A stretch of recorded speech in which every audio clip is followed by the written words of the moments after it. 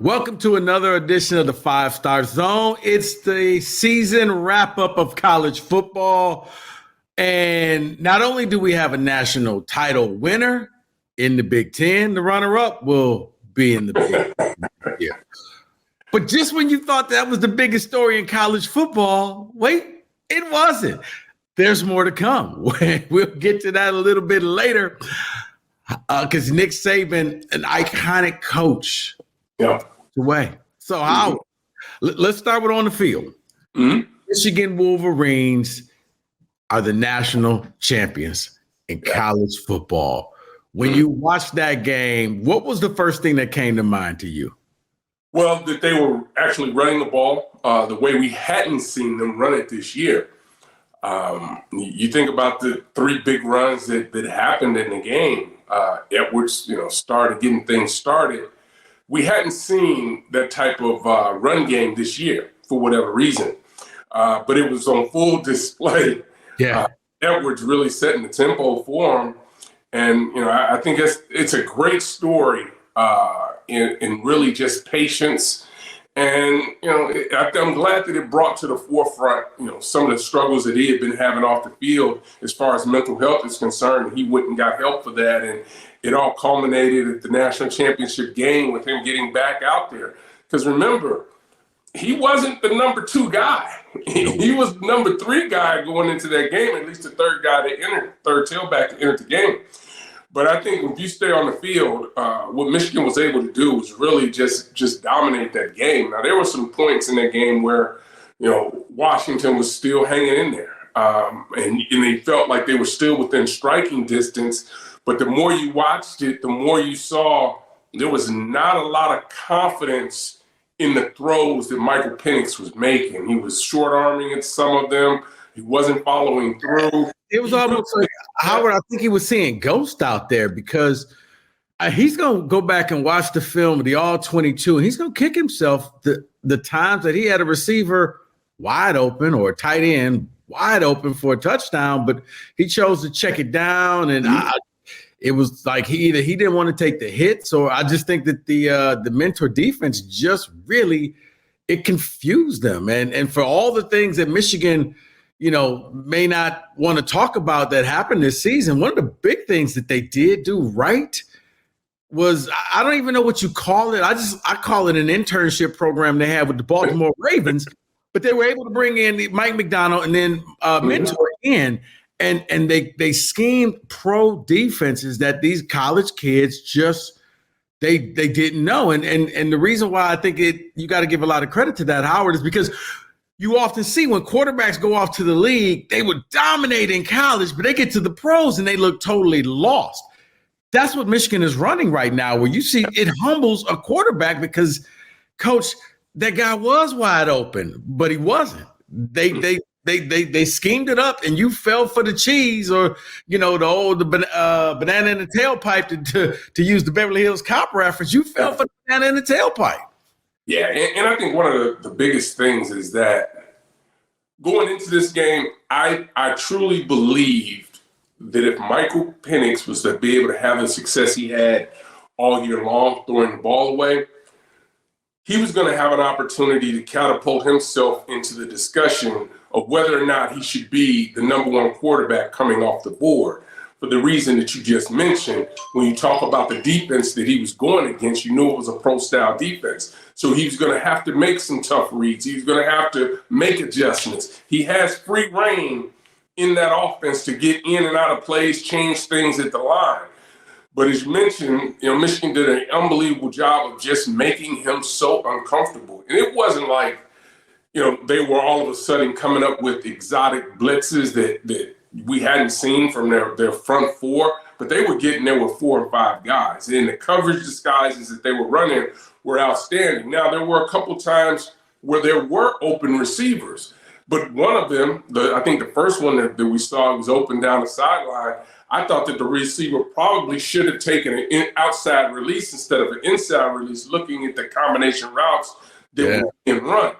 And I believe when you saw Michael Penix, he kind of felt like he should have been outside, but that was still a play that he should have been able to hit, and he wasn't comfortable. They got to him. So much was made about just how quickly he got the ball out of his hands into the right spots. But those opportunities weren't there. Those 80-20 footballs, passes that we talked about last week, they weren't there either. They were legitimate 50-50 balls. And you saw Will Johnson come up with a huge play, a great interception to be able to hang on to the football and really, kind of set the tempo for the second half of that game. Yeah, and going back to Donovan Edwards, it was just funny because the first run, that first touchdown run was all him because he runs into the line and gets he ran in, I like to call it, you ran in darkness. Right. And then he stopped and said, hold on, let me rethink this. Yeah. How about I go over to the left and just take that all the way to the house? The next one was a great scheme by Sharon Moore. I mean, he got everybody pulling to the left and Donovan just went to the right and there was no one there, home run. But then afterwards, I mean, the Washington defense tightened up. I mean, because it looked like it was Michigan was going to put up about 60 points. Like this game was going to be over. It was going to look like last year's game with Georgia and TCU.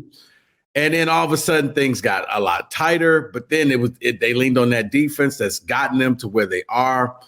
I mean, I look at this Michigan team and it's kind of one of those things where I'd like to call it, and we all have them, the dysfunctional family, where you love your family, but then deep down it's some stuff that you're not proud of your family. For Michigan, I realized that this team didn't need to do any of the things that they were accused of doing. They were just a better team. They were a better team on the field. And I understand when they're like, well, hey, we didn't need to do all of that stuff to win. And I say, you're right. It's the billionaire getting caught stealing $1 million. You didn't need that $1 million because you're a billionaire, but you did get caught, but you didn't need it. Or as I said on my show, for those old enough to remember, it was Watergate. And Richard Nixon was going to win that election. He was going to get 48 states out of 50. He threw it all away trying to get the 49th state, and he didn't need to. That team, Howard, it was complete. They found a way to get it done, and I'll give them credit. They used all the suspensions and everything, and it galvanized them. That they were laser focused. And now I don't know what's going to happen next. All I will simply say is this: you are, in my opinion, your head coach is already on your staff. If Harbaugh, there's already 8 jobs. Bill Belichick just walked away. There's 8 jobs in the NFL. It's probably going to be a couple more. If Harbaugh goes to the NFL, which I think, let's face it, it's what he wants to do. He's been trying to get it for the last couple of years. Yeah.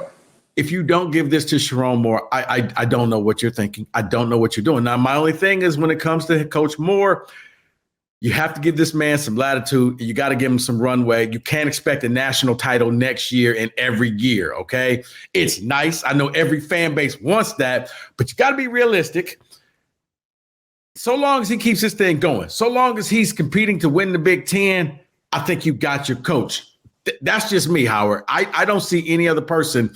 And no, I'm not pushing Jim out the door, but I think we can kind of all see where this is going. To me, that's Coach Moore's job, or I think it's going to be an epic failure in my opinion.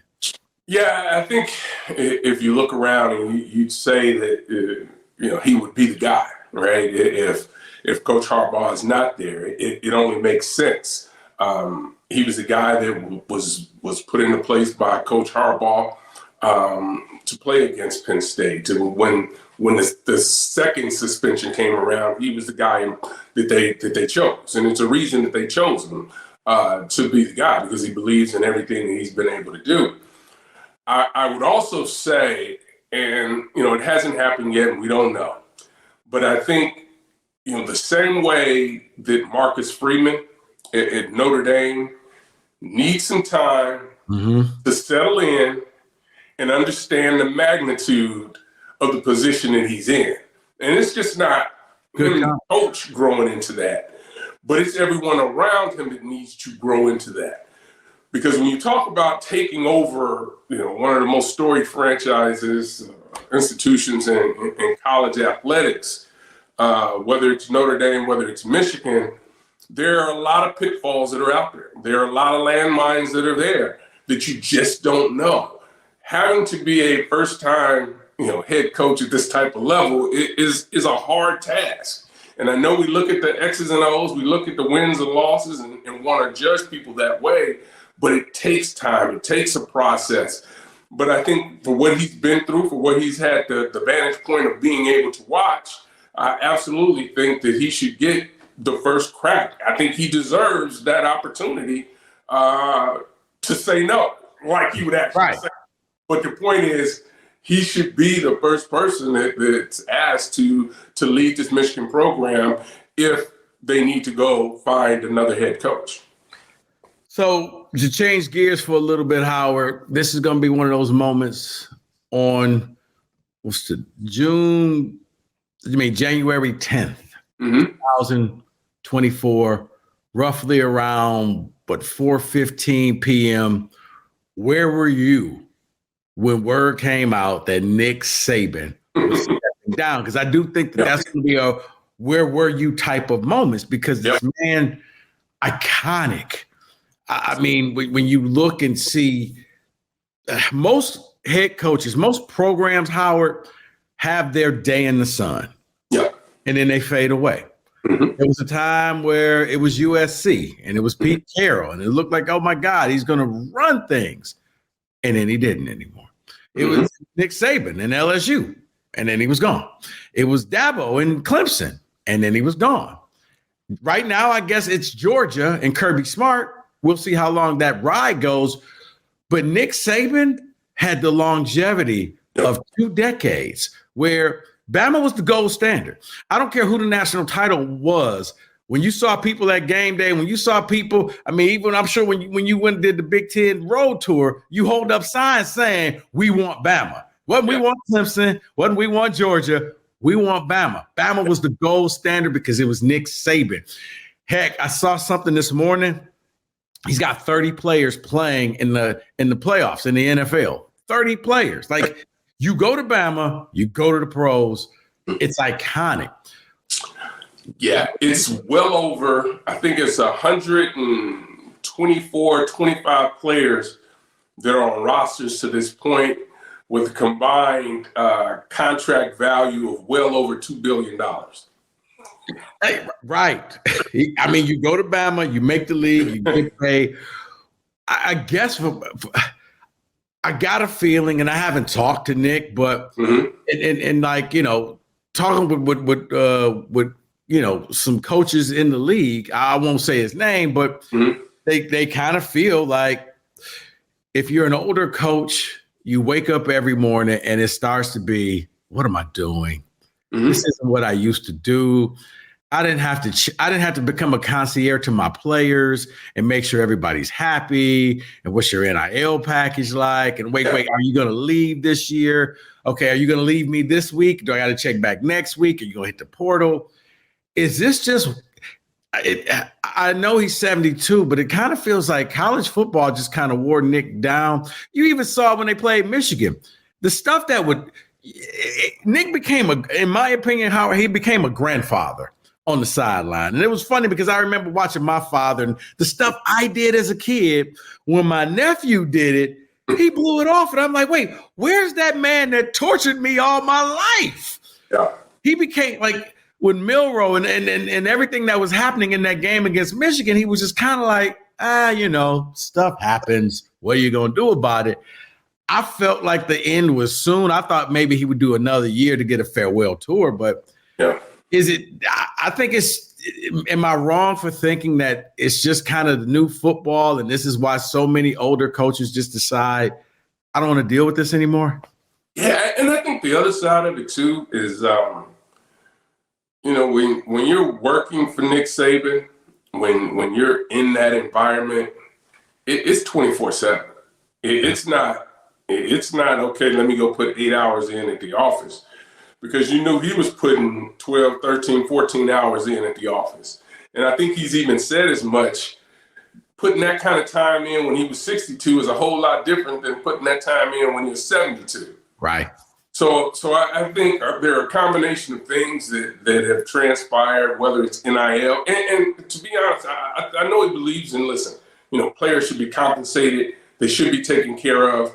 But I do believe that at 72, there's probably less fight there and less, because we've watched him change and adapt to whether it was the way offenses were moving the football on the football field, to be able to change to that. He's always been the elite recruiter and always has had, high expectations for coaches being on his staff that could be elite recruiters.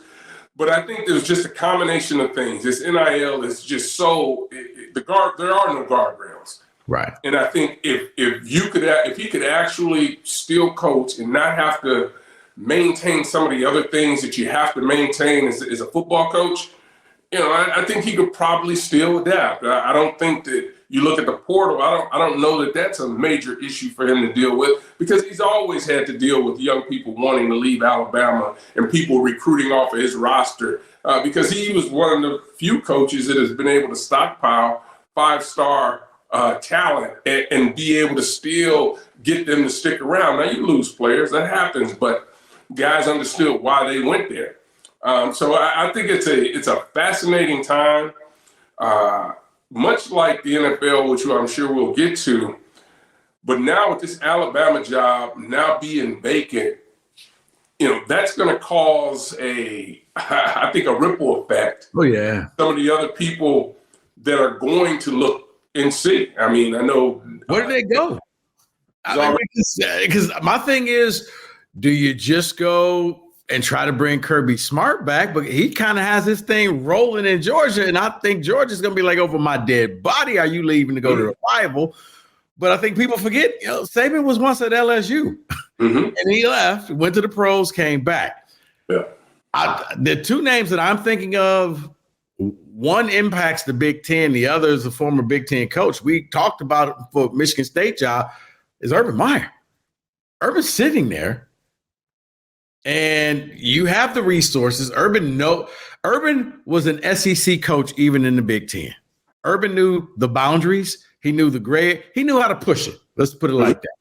You got Urban, and then you have Lanning out at Oregon. Mm-hmm. I wonder if he's come out and said he's not going anywhere. Okay. So he's come out recently and said he's not going anywhere. I know Clemson basically will pack up Dabo's bags and say you can have him, because I think Clemson's run. But Dabo doesn't like doing the whole the NIL, the portal thing. He doesn't. He's come out and said that's not me. So I don't think that he would be a fit to go to Alabama. I'm going to tell you, after you parse through all the names that are out there, and you have to. I would throw a name out there, Ryan from the Houston Texans. Oh, DeMeco Ryan? I would tell you that I believe his name will be in the mix of this job. But he's okay. Explain, Howard. They're just the history. There are people that are really close to that program that have always talked for years that he would be one of the people that would be in the mix. And I know you look everywhere else, and there are names out there that you would look to, and I'm sure everyone will have that opportunity. But I think you also look for someone who can be around for the long haul, right? I don't know that Urban's going to be around for the long haul if he were the guy. Do you call Urban? Absolutely. You call whoever you want to call, right? Because it's Alabama. You have unlimited resources. You can do what you need to do to be as competitive as you want to be in college athletics. Nick has put that program in that situation, and the administration has put the program and committed those resources. They don't have some of the other issues from a athletic department standpoint. I think they may have 16, 17 varsity sports. Yeah. Right? So the revenue is there. I mean, their way of dealing with Title IX is, okay, how about we just cut a bunch of programs? Okay. Yeah. Mm-hmm. Football. Yeah. So, I just think it's going to be a fascinating process to watch and see. I mean, that's an interesting name you just dropped. Only because he's not struggling. He basically said, okay, I don't understand why y'all act like these rebuilds take a long time. Mm-hmm. Here's a rookie quarterback. Here's a rookie defensive player, and I'm a rookie coach. We're in the playoffs. We won the division. It's not that tough. Like, yeah, you're the king of Houston right now. Mm-hmm. The question is, do you want to come to do you want is Alabama a strong enough pull for you to make a move there when you've had the type of success you've had at Houston? Now listen, again, I'm not saying that he's the top choice. I'm not saying that he's the only person they want. I'm saying that the people that are in the know believe that he's going to be in the mix in some way, shape, or form after people get through all the other names that, typically come up for a job like that. I mean, you look at. See, I can't think of too many names, Howard, because maybe I give that program too much respect, but I'm like, that's Alabama. So, it's like you got to put on your Sunday best. This is like Easter Sunday at growing up. You better get up, put on the three-piece. Like, that's Bama. They're not going to just take somebody. Yeah. You got to be young. You got to be up and coming. You got to be innovative. You got to be cutting edge because they got resources. And they're not a 10-2 season and not going to a championship game. Mm-hmm. Any other school, successful year. Yeah. That's a failure at Alabama. Yeah. So, it'll be fascinating to watch because it's one of the few jobs I think in college athletics that you can look around and some of the best programs that are out there, and the guy that's leading them may very well be interested in that position. Yeah. Well, a lot of people be interested in Bama. I don't know if Bama be interested in them. I mean, have you ever thought about going into coaching? I have not. I was just wondering, like, maybe I'm talking to the next Bama coach. Yeah, right. I wish. No, I think that that time is long past me by. But I just think it's a fascinating. It's going to be fascinating to watch. And I wonder. There were a lot of reports in the offseason that the Sabans had bought a $17, $18 million house in Florida.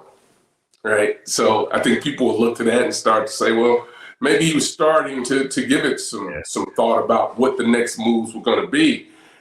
But you couple that, and you look, you see Saban step away, Pete Carroll, stepping away. You talk about somebody that's done it at the highest level, that's reached the college game and the pro game. I don't know that anyone else has done it. I'm about to say Jimmy Johnson. That's it.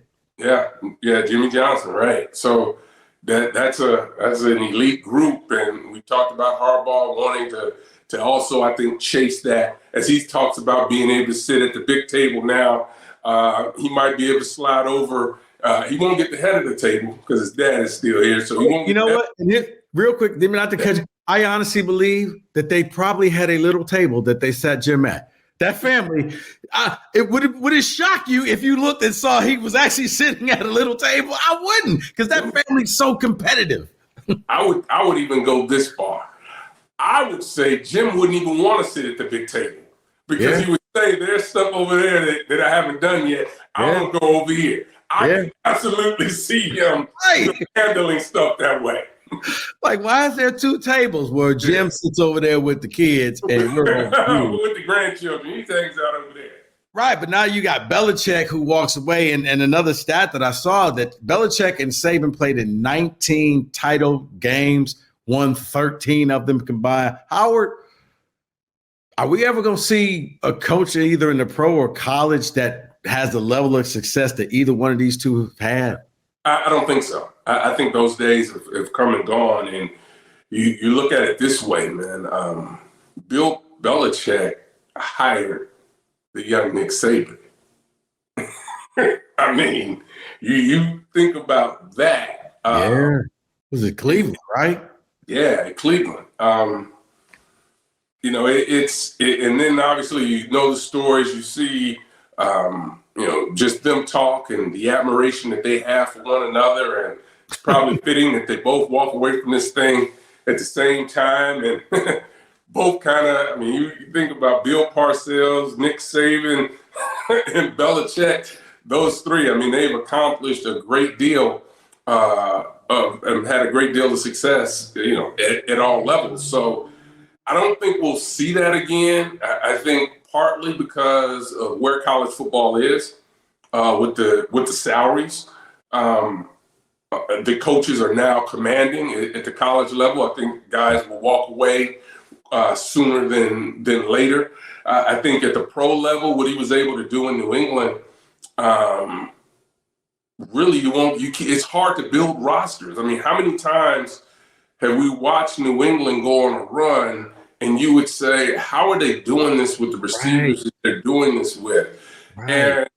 And, whatever, listen, everything comes to an end, but you never heard about New England just spending crazy, crazy money, overspending in free agency. No, if anything, they were able to get Tom Brady to just work on a budget. Absolutely. And he said, sure, I want to win titles. Absolutely. And so I think those days are long gone. I'd say one of the other differences too, Saban believed in having these giant back offices, right? He believed in that. He knew that's the way you needed to handle things. Where Belichick was on the opposite end of the spectrum. He had the smallest staff and said, everybody's going to be reporting to me, and I'm not trying to keep up with all these people. I need to know what's going on in all of these meeting rooms and what's happening around this program. And you really watch between he and Mr. Kraft really build back a organization that, whether it was a stadium, whether it was everything around that stadium. When they took over, I can remember Bill Belichick talking about, because I believe he had taken the New York Jet job.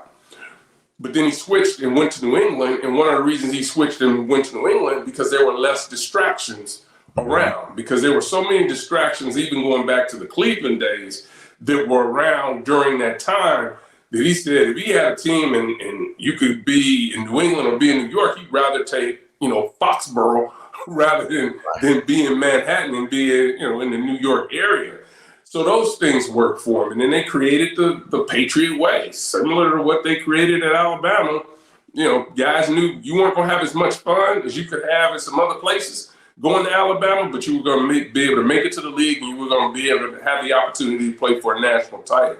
Now, Kirby Smart has kind of put a twist on that, where he has these guys, they're still disciplined, but they're having a whole lot more fun at Georgia, at least they said, than they are at Alabama. So we've seen that switch happen. So it'll be fascinating to see. And again, I think Belichick's going to coach next year. It's a matter of where he's going to coach.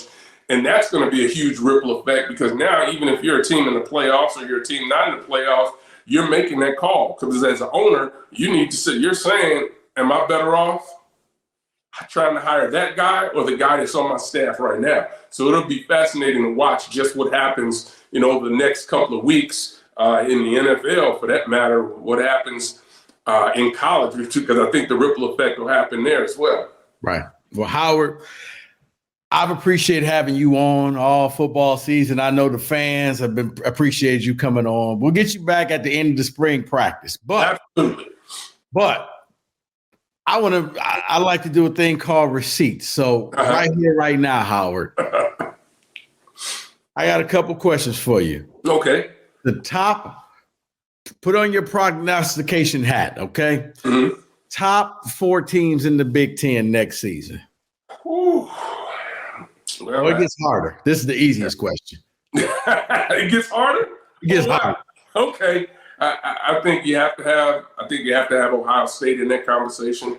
Okay. I think Penn State can be in that conversation. I think Mecca said he was coming back to Ohio. Yeah, I think Washington and Oregon will be in that conversation as well. I think Michigan will be there. You said 4. I'm giving you 5. I think. Right, that's Illini education. That's 5, Howard. Okay. It's okay. Chicago Public Schools. We try our best. Right. We vote early, vote often. Yeah, I think that. I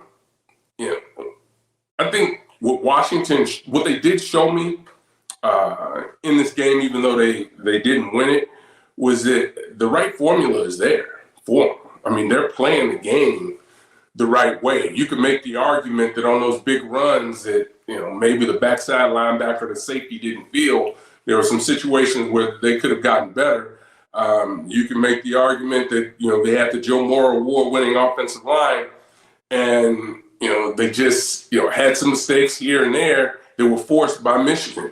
I don't think Michigan's going anywhere. I think Washington's there, Oregon, they all have to replace guys under center.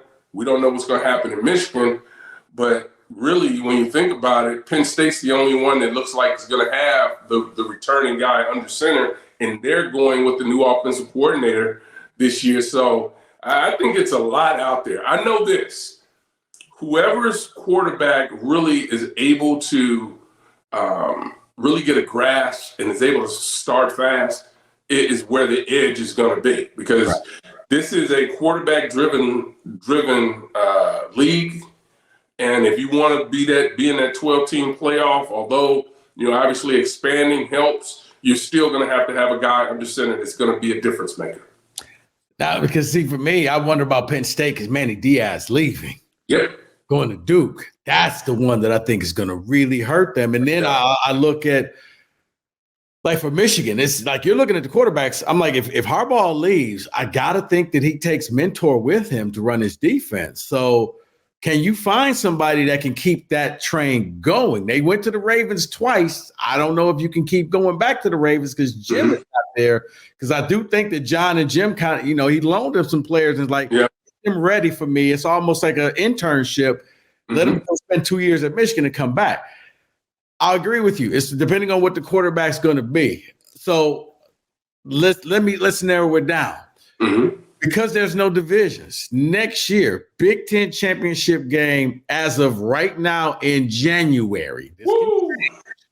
Who's playing in the championship game? Ooh, wow.